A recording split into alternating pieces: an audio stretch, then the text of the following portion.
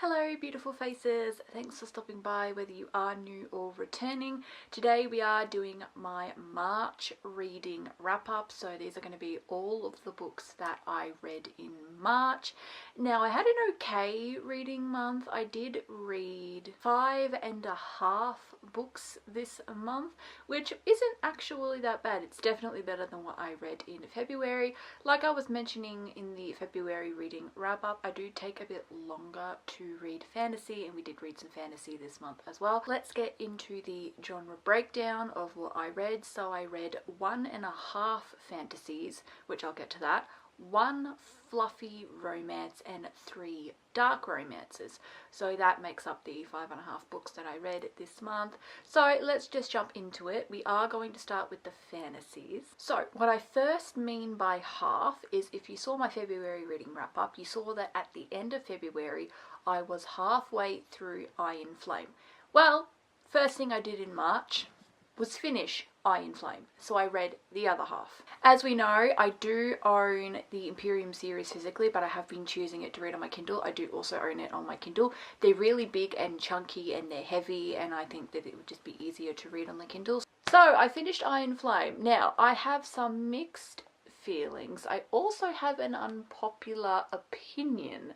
So I think I liked this more than Fourth Wing, but I do have some qualms, which we will get into.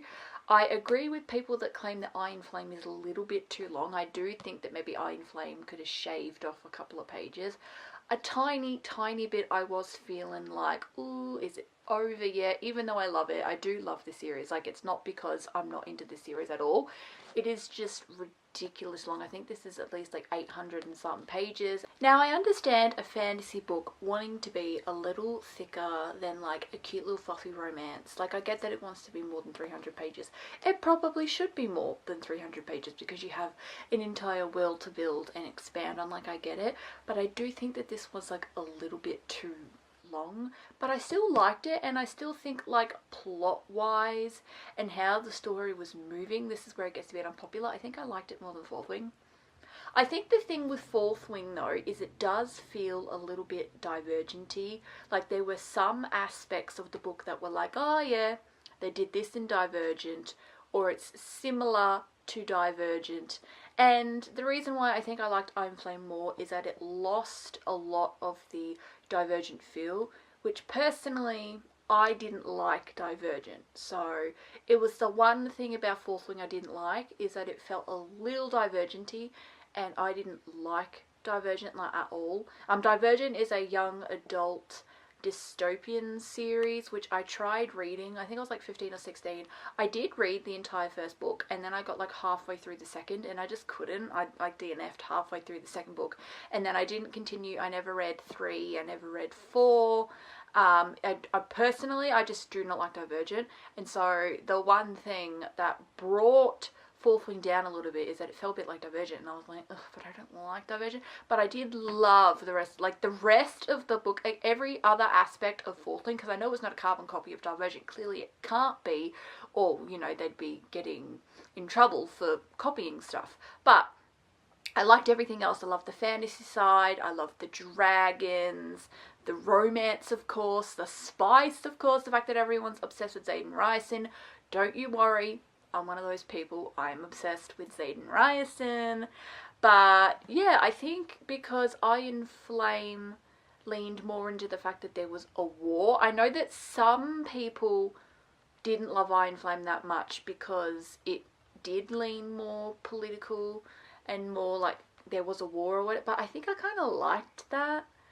You know, they come out of the school setting and have to deal with real life problems. I like, because it also helps to feel more adult as well. I know that this is already an adult series because there's like sex in here, and there's like, you know, scary scenes and stuff that's not really for like young adult people. Like, I'm not saying that Fourth Wing's young adult at all, because I know it's not. But Fourth Wing is predominantly based in like war college, like a school setting. So I like that this one does have a little bit of the school element in it.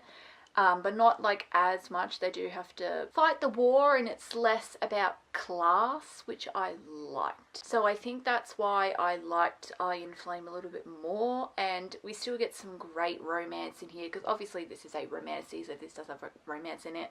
And I also love that Dain is kind of getting his redemption arc in this book, because obviously in Fourth Wing it was like, oh god, you kind of hate Dain by the end of it, but in this book he does get his redemption arc and you kind of go back to liking him. I don't think Dain will ever be the same, and Dain's never really been one of my favourites to begin with, but you don't hate him as much as you did in book 1. But yes, I finished Iron Flame. Like I said, I read the last half. This was like the first thing I did, because obviously I was only halfway through when February ended. I've noticed with a lot of people on BookTube, they just say that they read 5 or 6. No one ever says they read half, and it's like, are you trying to tell me that you've never gotten to the end of a month and you're only like halfway through a book, but they maybe decide to not include it and just talk about it in the following month when they finish it? But personally, I don't think that that's very true. I mean, you do what you want, it's your channel, your choice, but my channel, my choice. I technically read some of this in February, so I was going to talk about the part that I read in February, and then talk about the part that I read in March. Then we jumped straight into Onyx Storm. Oh my god, this was so good. This was amazing. Some people, like I said, with the whole like how people like are rating, like there are quite a lot of people out there that say this is like kind of more Fourth Wing vibes and less political like Iron Flame was, because a lot of people dislike Iron Flame and they weren't sure if they were going to read Onyx Storm, but then they thought fuck it and they read Onyx Storm and then they go, oh no, actually I really like Onyx Storm, I think I just really don't like Iron Flame. I liked Onyx Storm. There isn't a book in the series that I dislike. They do take me a bit longer to read, because fantasy, as I have explained, they just do take me a little bit longer to read than a normal book. Usually I can read a normal book in like 5, maybe a week or something like that. But this will take me a good like 2 weeks or so to read, because fantasy just does that to me. I can't explain why, it just does take me longer. But I really liked Onyx Storm, and there wasn't really many qualms. I really, really liked Onyx Storm. I'm not going to be saying too much. I really don't want to like spoil anything, because I know that Onyx Storm was only very recently released, and I know that a lot of people have read it, but I don't think everybody who has wanted to read it has read it just yet, so I'm not really going to be saying much. I don't want to spoil anything, but we love the romance in here. This is the spiciest of the 3. Usually with a lot of slow burn enemies to lovers and romantics, like they're not that spicy in the beginning, but they get more spicy as time goes on. Because I was chatting to my friend about this, who was possibly considering reading this book, but she doesn't really read fantasy. She prefers her books to be set in like the real world. But I was telling her that like there's romance in there, it's really good, and you need to get on the Xaden train. And she was considering it, and then she was asking me how spicy it was, and I was like, well, the first book only really has like 2 scenes, but then the second book I think has like 3 or 4, and then this one has more than that. Like it gets spicier as it goes on, because they're like enemies in the first book. They kind of become lovers in the first book. Like I said, there were 2 scenes in there. But then they like stay lovers. So like the book gets like more and more as you go along. That's usually how fantasy goes. Usually. Obviously, I haven't spoken about like dark fantasy. It's very different. But yes, but we loved Onyx Storm. I really liked it. Obviously, you know, there is more like the flyers and the riders coming together. We did see a little bit of that in Iron Flame with the griffins. Finding out that basically griffin flies exist, and also finding out, obviously you find that out in Iron Flame, but they expand more on it in here, that like there are people who can harness power without needing an animal to do so.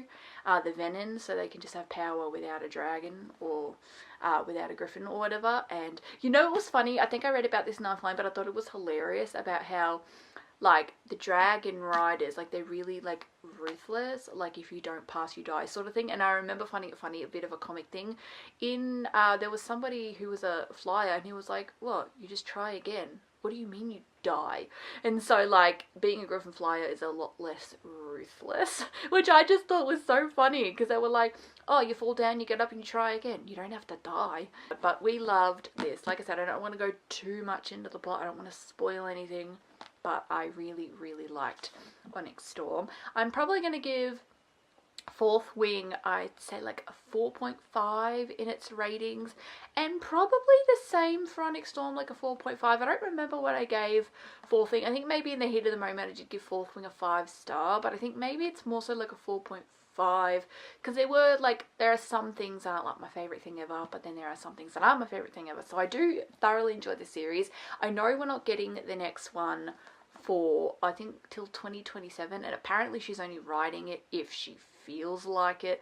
Again, I was chatting with my friend and she'd read an article and she was like, oh yeah, you know, Rebecca Yarros may or may not, you know, she might decide to just not. And I was like, oh, well, that's a bit depressing.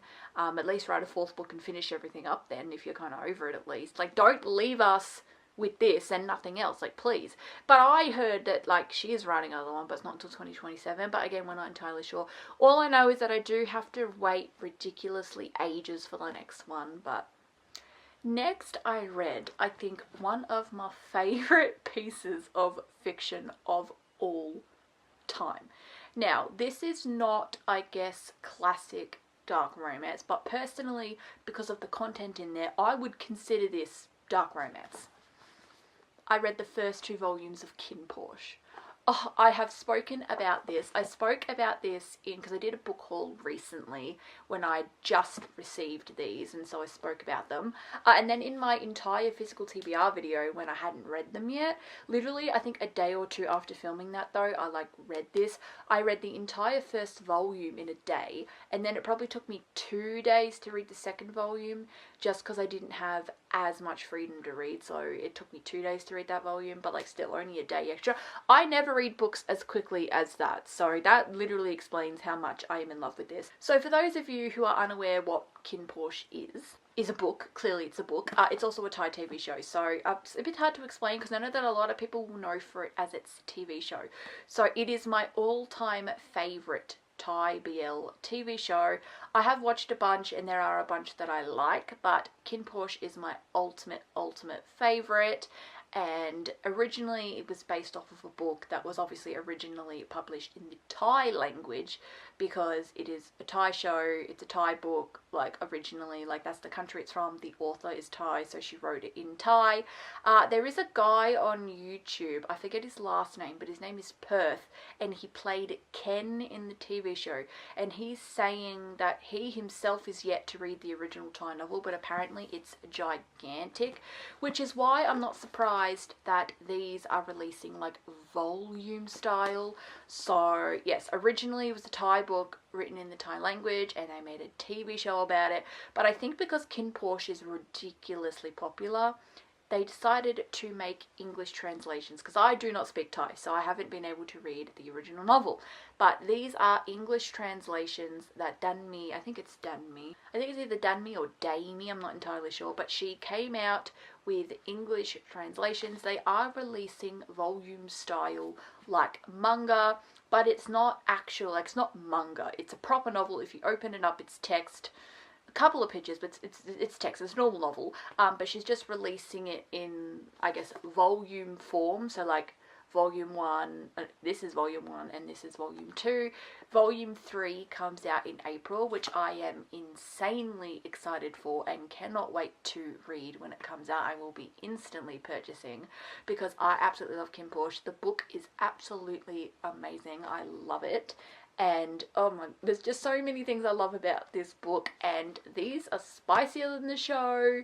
I noticed that when I was reading this, I was like, oh, they cut some stuff out. But that just like really shows how spicy these are, because the TV show is insanely spicy, but this somehow is even more so.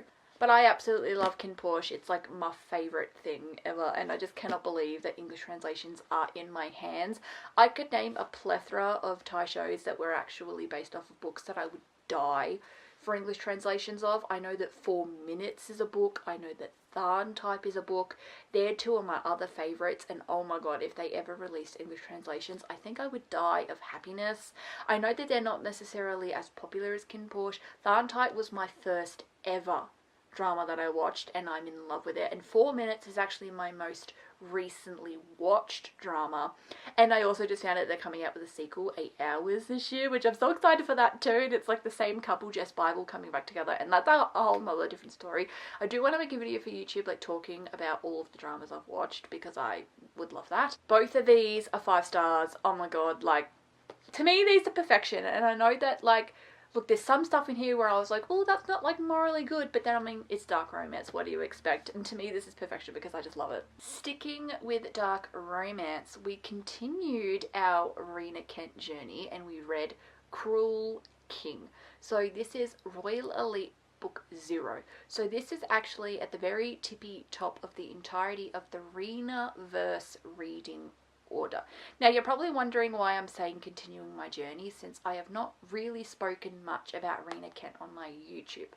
But I read the Legacy of Gods series last year, and so that's what I mean by continuing. I've gone to the tippy top of the reading order and started with Cruel King. I know it's not necessarily recommended that you read Legacy of Gods first because it's like the children or whatever, but I think it's not that bad because it is the children. So you're not really going to get a ton of spoilers for previous books because of the fact that it's like children.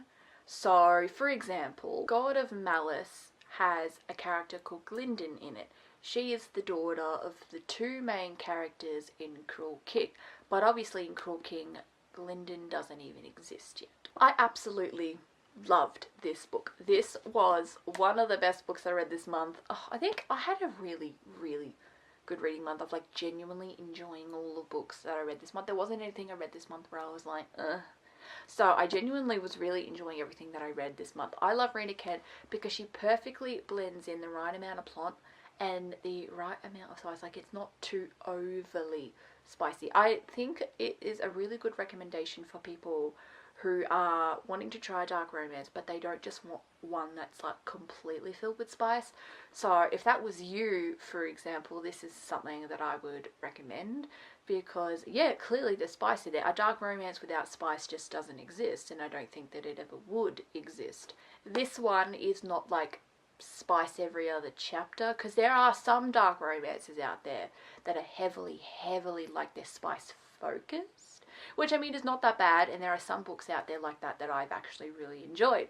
But this one was cool because it actually had a genuine good plot that took like a good portion of the book, and I liked it. I really liked it. This is the, like I said, this is the, apparently it's called book 0 in the Royal Elite series. So this is Levi and Astrid's story, and I'm not really going to delve much into the plot. Just know I give it 5 stars. I give it about a 3 for the spice.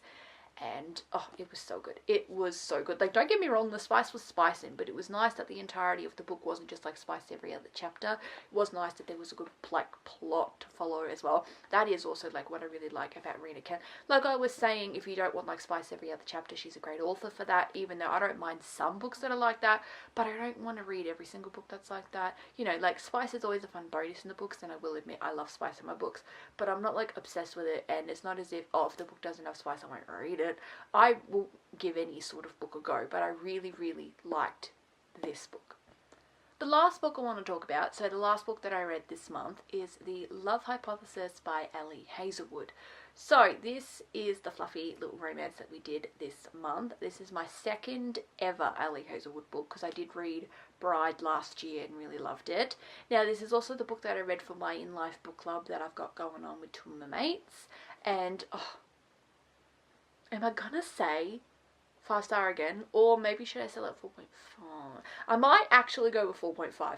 I really enjoyed this. Oh my god, this book was it was so good. It was amazing. So this is like a STEM sort of romance. Well, not sort of, it is a STEM romance. So they're like scientists. It is a little bit like student professor, kind of, not completely. He is a professor, she is a student, but like he is not her direct professor. She actually, like, her direct professor is somebody else, but like he is a professor. So, but the reason why it works and that them dating is like allowed or whatever is because he is not her direct professor. Like, they don't work together. But this is also fake dating, which I love. So they like fake date each other, because the main character was going out with this other guy and they didn't work, and her best friends kind of got interest in him, but she's like, I would never date him because of girl code. And she's like, but I never want to go out with him ever again, and I am completely okay with you going out with him, so I really want you to go out with him. And she's still like, no. So she starts fake dating the main guy because she really wants to push the narrative of like, hey, I don't mind if you date that guy. I really don't mind. I am okay. I'm not going to get mad at you. I'm not gonna nothing. Like, please, I want you to date him. Like, you know what I mean? So, it's so good. It is genuinely, I loved this. I'm not going to tell you more because I don't want to like spoil how it ends or anything like that. It was absolutely amazing, and it's so cute because originally this was based off of Star Wars fan fiction. Obviously they changed a lot of things so that it wasn't like Star Wars-y. This is Ali Hazelwood's debut novel. This is her first ever novel that she wrote, because obviously originally it was Star Wars fan fiction. Personally, I'm not a Star Wars girly, so I don't have any interest to try and find the original fanfic, because personally, I never got into Star Wars. Never been my thing. I'm not really much of a sci-fi girly. Obviously, I love me some fantasy, but I'm not really into sci-fi. And for people who don't think that's different, yes, it is very different. Love Harry Potter, do not like Star Wars. That should tell you everything. So, but I just loved this. And Ali Hazelwood herself is apparently a scientist as well. So that's actually really cool, but then also not surprising why her book has like science stuff in it. Her newer stuff is a bit different. So the first 3 books that she wrote are like these STEMmy sciencey books, but then she's got a couple of books that she's released since then, like Bride, that are not STEMmy in the slightest, but I really liked this, and I would love to see some more STEMmy work in the future, and I really liked this. This was like cute. It is so cute. I think I'm going to give it a 4.5 though, because, and I think this is just a me thing, but it's okay if it's a me thing because my channel, my rules, and this is my personal rating. But the chapters are very long. Oh my god, the chapters are so long. They're like 20-page chapters, and I don't like that. I'm very much so, like, I much prefer shorter chapters. I really didn't like that this had like long chapters. I don't know, I just didn't. I really couldn't get behind the fact that it was long chapters. I really was like, oh god, is the chapter over yet? Because I also hate having to stop a book halfway through a chapter. And sometimes I had to do that in this because I would say, okay, let me just finish the chapter and then I'll stop. But then the chapter had like 8 more pages and it's like, oh, well, I don't really have the time to read 8 more pages. So I had to stop in the middle of a chapter, which I really don't like doing. So that's the realistically, that was like the only thing I didn't like. It's not even anything to do with the plot that I didn't like. I just really didn't like that. And you know what I surprisingly did like? This is in third person. And usually I don't like third person either. But I actually didn't mind in this, because there are some books that I really didn't like. I DNF'd Fangirl Down by Tessa Bailey, and the 2 main reasons. One was I wasn't really much enjoying the plot. I was just like, but I also really couldn't get behind that it was third person. If you loved Fangirl Down, that's absolutely amazing for you, and that's awesome. This is nothing against Tessa Bailey herself or anything like that. It's just me personally saying that I'm not really a fan of third person books. I much prefer first person.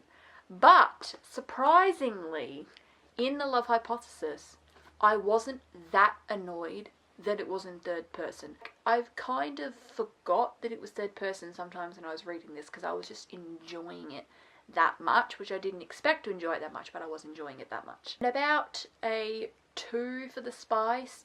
There's a couple of chapters towards the end that get like that, but that's not really what this book is about. A lot of Ali Hazelwood's earlier work is like not really that spicy at all, but then like her later work is like getting a ton more spicy apparently. But yeah, her earlier stuff is very like, they might just have like 1 chapter or something and that's really it. But I'm still giving it that 2 chili because it's still descriptive, but it's just not really that much. So if you're like a spice hater or whatever, I definitely still reckon that you could read this, and then when it gets to that, you can just like skip, like it's totally fine. But I genuinely really love this, and I basically want to read everything that Ali has written. I think she's also shaping up to be one of my favorite like fluffy authors, because I really enjoyed this and I really enjoyed Bride as well, so would love to read her other works as well. Alrighties, that is it. That is all of the books that I read in March. That was, yeah, everything that I read in the month of March, and I thoroughly enjoyed myself. I had a great time in March. I would love to know the books that you read in March, so let me know in the comments below. If you enjoyed today's video, please consider giving a thumbs up. Please consider subscribing if you love books as much as I do. But that is it. Thanks for watching. Bye bye.